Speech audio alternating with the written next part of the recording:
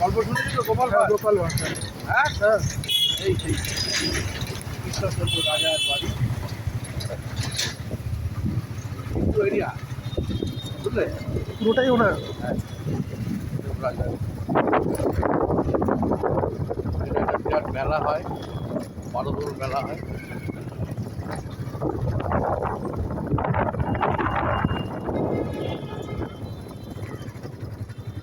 এই জায়গাটায় মেলা হয়।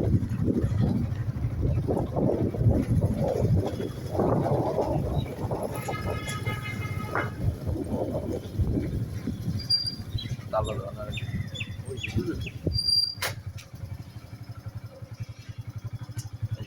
কৃষ্ণচন্দ্র সেই গোপাল ভাঁড়। বলো, গোপাল ভাঁড়ের গল্প।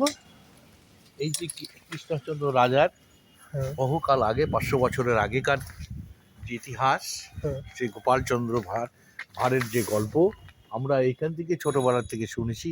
এখানে কৃষ্ণচন্দ্র রাজার থাকতেন এবং তার বৈঠকখানা, তার কামান, ওখানে সামনে ঢুকতে দিচ্ছে না, সামনে কামানও আছে। এবং তারপরে সমস্ত ওই যে তার দরগাতলা ফরগাতলা সমস্ত কিছু এখন ওইখান পিছনটায় আছে।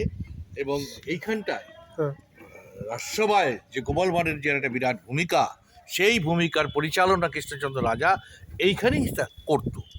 এবং আমরা শুনেছি গোপাল ভাঁড় এই মন্ত্রিসভায় মেন তার ভূমিকা পালন করে কৃষ্ণচন্দ্র রাজা। এই কৃষ্ণচন্দ্র রাজা, আর এইখানে বছরে একবার করে কৃষ্ণচন্দ্র এসে তোমার একটা বারোদোল মেলা হয়। এই মেলায় বহু লোক তোমার এই মেলায় সমাগম হয়। এবং বারোদোলের মেলার অর্থটা হচ্ছে 12টা ঠাকুর কৃষ্ণচন্দ্র রাজা, বিশেষ করে গোপীনাথ, যার হলো কৃষ্ণের আর এক নাম গোপীনাথ। আরও বিভিন্ন জায়গার বর্ধমান, তারপরে তোমার গোপীনাথ, তোমার এইদিকে হচ্ছে বেথুয়াতলি, ওখানকার আরও 5 জায়গার ঠাকুর নিয়ে এসে 12খানা ঠাকুর নিয়ে এসে এখানে হয় সেই মেলা। এবং সবাই এসে সেটা সাধারণত রংদোলের আগে পিছিয়ে হয়। হ্যাঁ, তা সেই উপলক্ষে বিরাট আমরা প্রতি বছরই দেখি একটা বারোদোল মেলায় বিরাট একটা উৎসব।